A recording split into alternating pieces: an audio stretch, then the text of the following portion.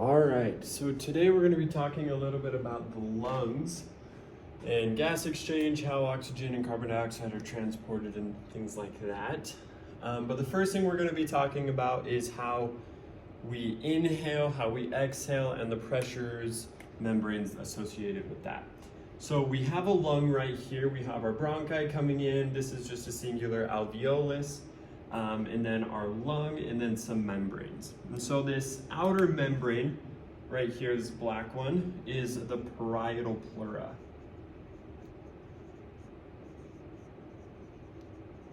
And the parietal pleura is just a membrane that surrounds the lungs. And then this blue, right on the lungs, is the visceral pleura.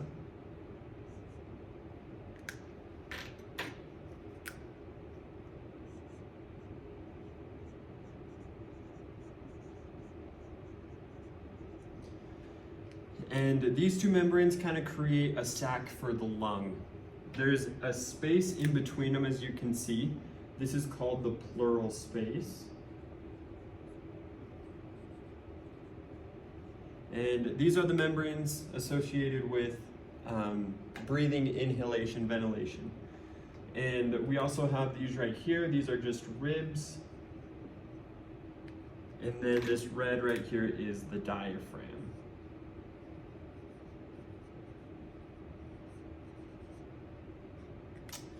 And so these, a couple more things, but these little circles connected right here, these are water molecules. So just H2O. And then these black lines on the lung itself are just elastin proteins.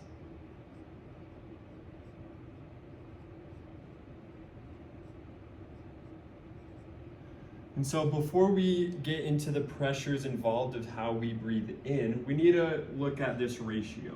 So as pressure increases,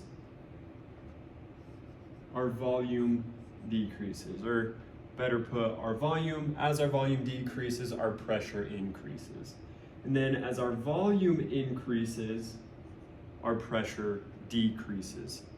And this is very important with how our lungs work. So what's going to happen is that our lungs, they do what's called a handle motion. Basically, they're going to move out, kind of up like that. So up and out, kind of like that. Our sternum is going to come out like that. That's kind of the bucket handle. And so it's called the bucket handle motion. That's what our ribs do. Our sternum comes out, so it's kind of like that during inhalation, like that. Our diaphragm is going to contract and pull down. And so our parietal pleura is connected to our diaphragm, our ribs, and sternum, things like that, those membranes. And so as our ribs move up and out and our diaphragm moves down, it's going to pull the parietal pleura with it. And with that, as we said, as our volume increases, our pressure decreases. And so our pressure in our pleural space is going to start to drop. It's going to drop even into the negatives. So we're going to get to like -1 millimeters of mercury as we start inhaling. We'll get down to -3, and we actually get up to -8. So before I explain why this is important, we need to understand that these elastin proteins they're elastic, so they're wanting to get smaller. They're wanting to get smaller and make the lung smaller. These water molecules, this is called surface tension. I'll explain a little more later. But surface tension, these water molecules are polar, so they're going to create hydrogen bonds together. As we have this is a partial positive, partial negative. So these water molecules are going to kind of form like this. So this is an H bond. We're going to have an oxygen, more water molecules. And so that's what they're doing over the lung, or over the alveoli, because it's humid inside of our lungs because of our body temperature and the moistness. And so it's creating a tension, a surface tension. As they pull together, they're wanting the alveoli to collapse. And so we can understand that our lung, just resting alone, wants to shrink, wants to get smaller and collapse.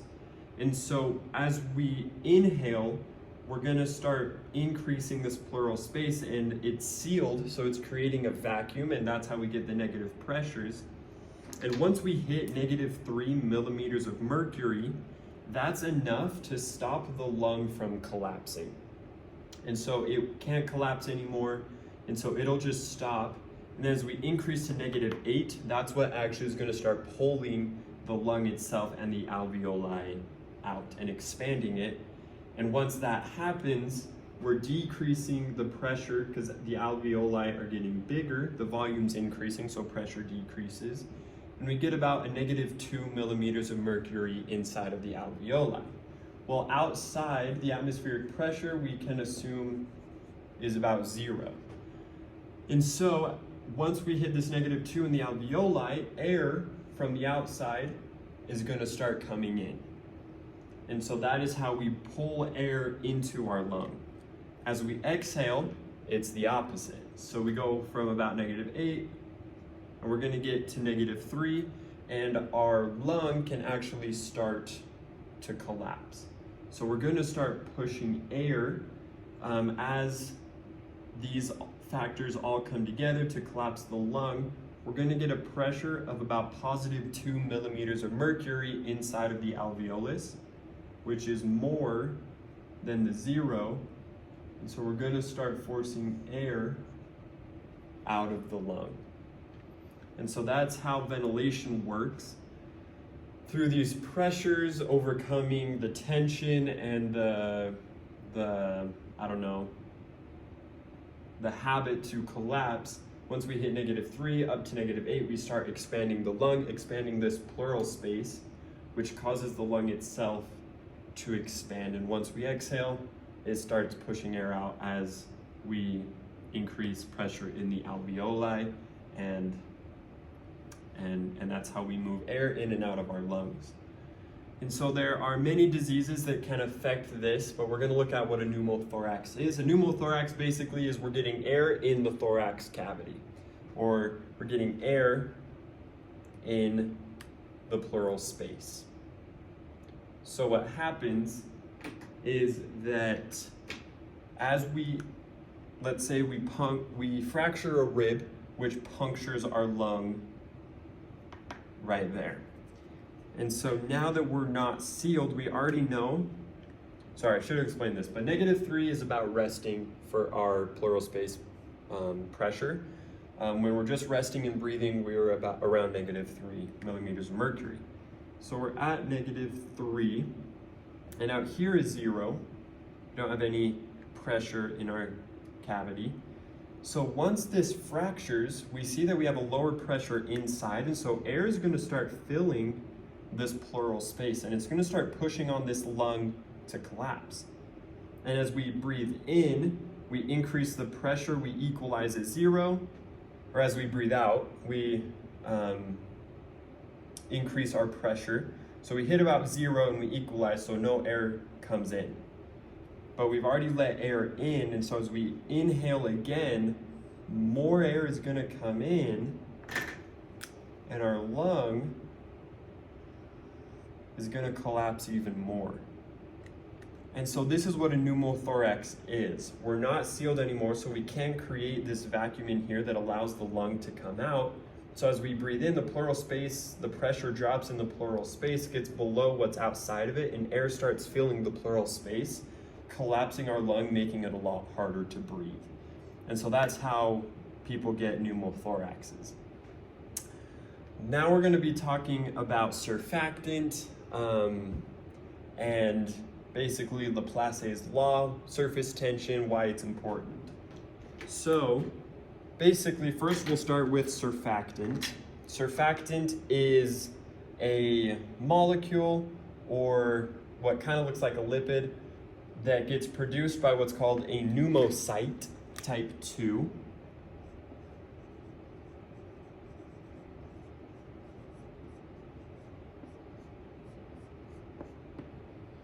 So pneumocyte type 2 produces surfactant. And surfactant, like I said, is similar to a lipid, so it has a polar head with a fatty acid chain. And that's important because once it's created, it's actually going to decrease our surface tension. So like I explained, surface tension is how much these water molecules are pulling on each other, and it's increasing, it increases the amount needed, the amount of pressure needed to expand the alveolus because it's wanting to collapse. And so what this surfactant does is it binds to those H hydrogen bonds and it weakens them. So it's easier to break them, it's easier to expand our alveolar with less pressure, our alveolus with less pressure. And so that's what the pneumocyte type 2 does, is it creates this surfactant. And pneumocyte type 2 is activated, it has a receptor for cortisol, which is a stress hormone. And so it's easier to breathe once we're kind of stressed. Kind of cool. What's cool about this is that fetuses, they don't have a pneumocyte type 2, they don't have cortisol when they're in the womb. However, around 34, 35 weeks, the mother starts to inhibit a little bit the oxygen getting to the fetus, not so much that it hurts the baby, but it's enough that it causes stress and it produces cortisol, and so that the fetus can now start creating these pneumocytes, creating the surfactant, so that when it gets born, it's already ready there to have, to start breathing on its own. So it's pretty cool. That's what surfactant does. Now we're going to look at Laplace's law, and Laplace's law is P equals 2T, which is the surface tension of these water molecules, divided by the radius of the alveoli. So mathematically, we can look at this and we can know if we have an increase in radius, we're going to have an overall decrease of pressure needed to expand the alveolus. That's what Laplace's law tells us. This pressure tells us how much force, how much pressure is needed to, how much force is needed to push air out of the alveoli. And so as our radius increases, we're going to need less pressure to push air out. More pressure, because this will be smaller, so less pressure. Yeah, I was right. And so this is important because we have diseases like emphysema, which causes inflammation in the alveoli, and it actually causes them to fuse together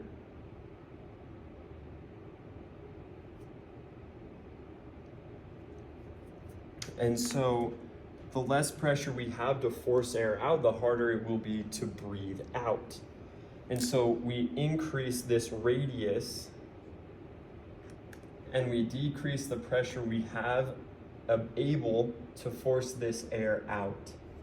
And same thing with surface tension. If we increase our surface tension, we decrease the amount of pressure we have to force this air out. So it's kind of like a balloon. So if we have a balloon that's super full versus a balloon that's super small, we're going to have more pressure in the smaller balloon. And so if we put them together somehow and we let the air flow between them, we're actually going to let the smaller balloon, all its air is going to get pushed into the bigger balloon because the bigger balloon has a bigger radius, so it doesn't have as much pressure. And so there's not enough pressure to force that air from the big balloon into the small balloon, which has a smaller radius, and it's able to increase that pressure and force the air out. And so that's what Laplace's law tells us, is how much pressure is available to force this air out of our alveoli. And if we have super high surface tension, we're gonna have an increase in pressure. So it's going to be able to force it out really well. However, if we have lots of radius, or a big radius, we're not going to have as much pressure able to force the air from the alveoli out. I'm going to move the camera.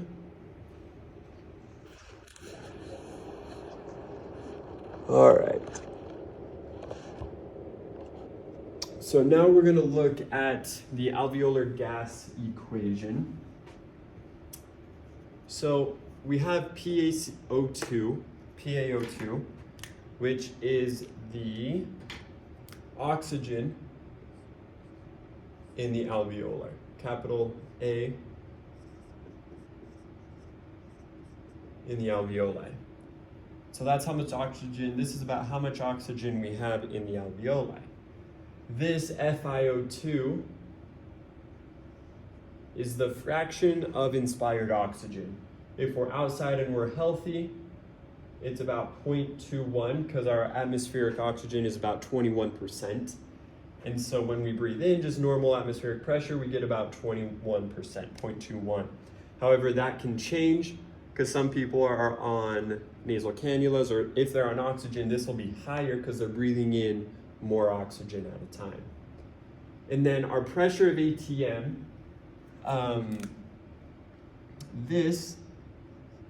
so our atmospheric pressure is around 760 millimeters of mercury. And then our pressure of O2 is around 50 millimeters of mercury. And we're going to subtract this from our arterial CO2 levels divided by our rest. And our rest can be calculated by taking our CO2 divided by our O2. Obviously you can see that. And that's just the ratio of carbon dioxide to oxygen in the body.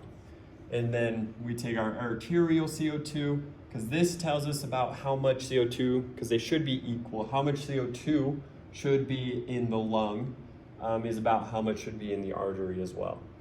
And then we divide that by R.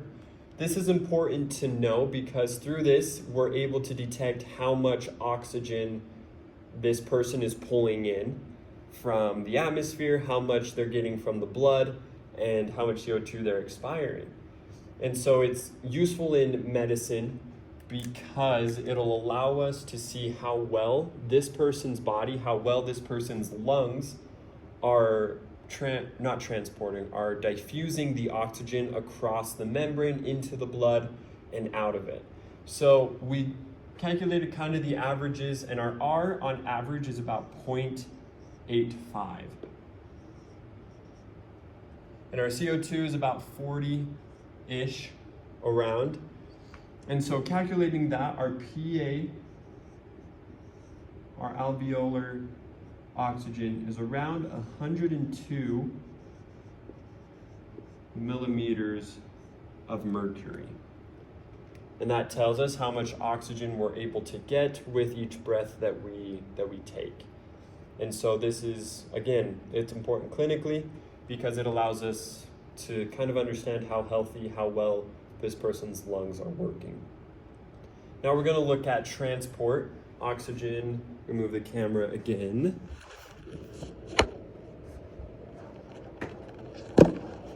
All right. So our last couple things, we're going to look at the transport of oxygen and CO2 in the blood from the alveolar to the cell to the alveolar. So we'll start in the cell. In the cell, we have oxygen. In the blood, we also have some oxygen. And this is a red blood cell. And on the red blood cell, we have hemoglobin, HB. So over here, same thing. And so this is O2. In the alveolus, we have O2 as well, and that's about 102 millimeters of mercury, which means right here in the capillary is also about 102 millimeters of mercury. As we go along, it drops normally about 98 to 100, just because cells are using it. Our CO2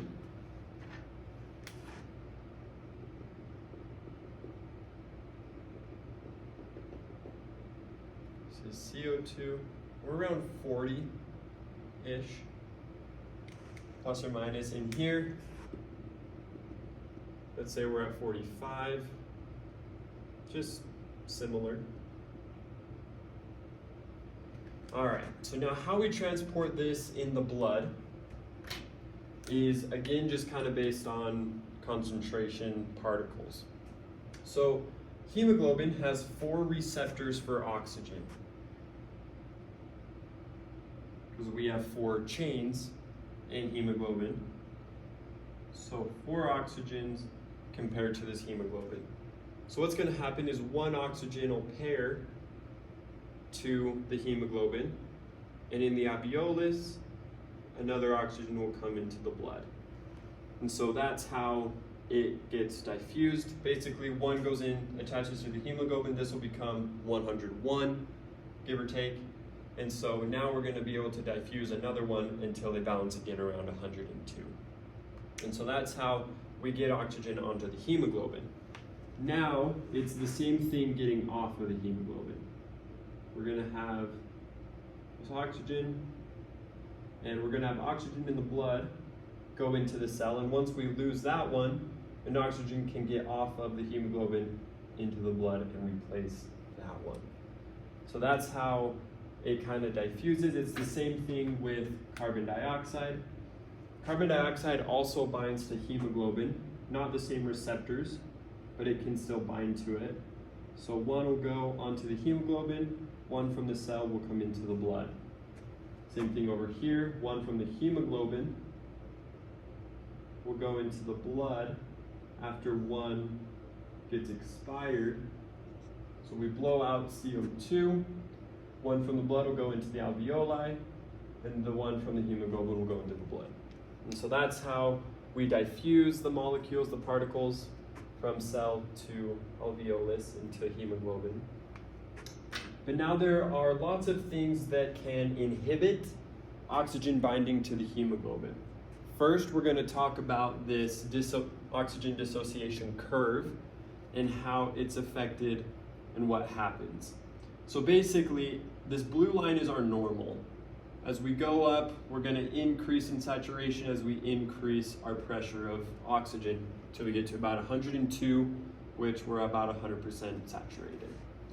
So we have what are called right shifts, left shifts. And so basically we're just going to shift it. And there's factors that affect this. So the affinity for oxygen on the hemoglobin is affected by temperature. So a right shift can be an increase in temperature. When we have a fever, we get winded a lot because our oxygen can't bind to the hemoglobin as much, can't get transported well enough. It can also be affected by increased alveolar CO2 pressure. And then another thing called 2,3 BPG. If we have a lot of that, we're gonna have less oxygen binding to the hemoglobin, and we're not gonna be able to transport as much. I'll explain what 2,3 BPG in just a second. Then this left shift is the opposite. If we are cold, so decreased temp. If we have a decrease in alveolar CO2, more oxygen, or if we have a decrease in 2,3 BPG. And so that's kind of, those are some factors that affect our oxygen saturation curve, our hemoglobin affinity to oxygen. And now we're going to look at what actually affects oxygen binding to the hemoglobin. So I already said 2,3 BPG, PaCO2, all that. But molecularly, or cellularly, we're going to look at 2 states, conformational states. This first one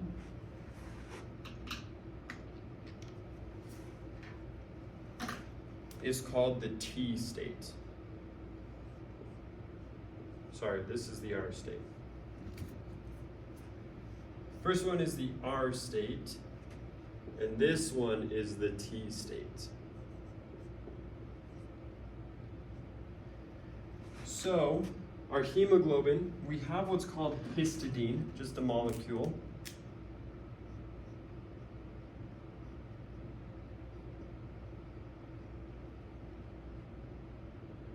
On these chains. If you remember, we have 2 alpha, 2 beta hemoglobin chains. And so they have an iron on their tails.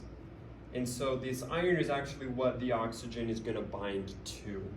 So in the R state, or to explain this, in the T state, basically histidine is going to pull on this iron molecule and cause these receptors to go up, and around these we have electron clouds, and they're going to block the binding site for oxygen. This is the T state. So no oxygen can bind to the hemoglobin when it's in the T state, to this certain chain on the hemoglobin in the red blood cell. However, the R state is when that oxygen receptor on the iron molecule, or the iron atom, is exposed. So oxygen can bind to the iron. However, here, it's not exposed, so iron can't on this specific chain. And so when carbon dioxide, we'll use this one, when carbon dioxide binds to one of the chains on the hemoglobin, it causes the conformational shift into the T state. So carbon dioxide makes the histidine pull the iron in so that we can't bind oxygen to that chain of the hemoglobin. So we can still have 3 others, but because we have this carbon dioxide, it can't bind more oxygen. Let's say we have 2. So now 2 of the chains are in the T state, blocking that oxygen receptor. And so as they leave, we can then get oxygen back on because it'll get back into the R state. So we have carbon dioxide in the cell, in the red blood cell, outside of it, and what happens is that this CO2, if you remember, can be transformed into bicarbonate with water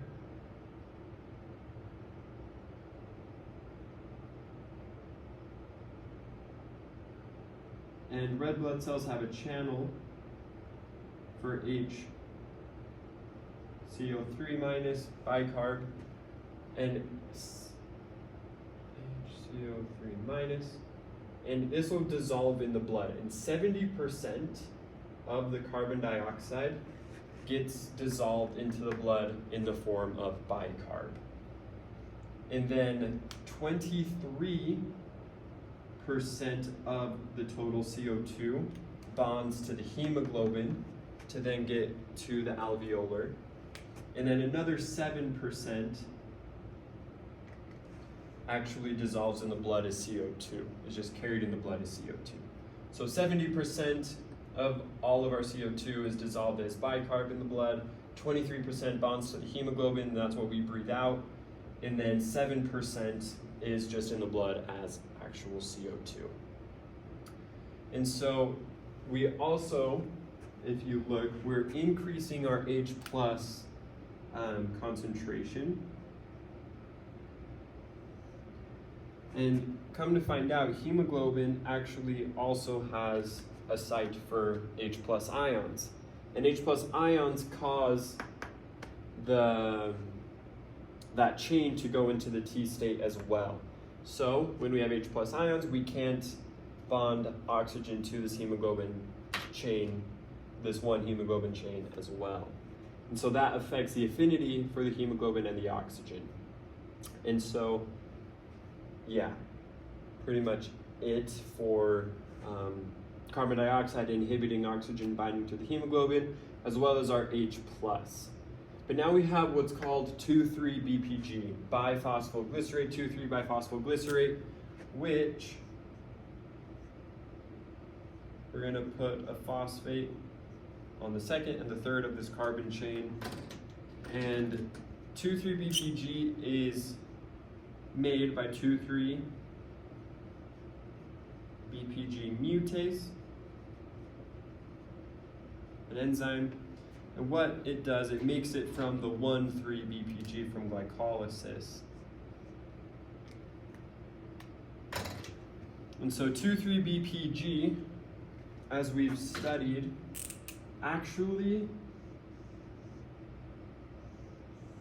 let's say this is a hemoglobin. So 2,3-BPG is oriented in a perfect way that hemoglobin has a site perfectly made for this 2,3-BPG. And what this 2,3-BPG does is it causes all of the chains on the hemoglobin to go into the T state. So we can't get any oxygen onto the hemoglobin at all, onto any of the hemoglobin when 2,3-BPG has bonded to the hemoglobin itself. And so that's why an increase in 2,3-BPG causes a right shift, is because we're not getting as much oxygen into our blood, into our cells, because we're in the T state and we can't have oxygen binding to the hemoglobin in the T state to get transported. And so that's pretty much all we have for today. Thanks.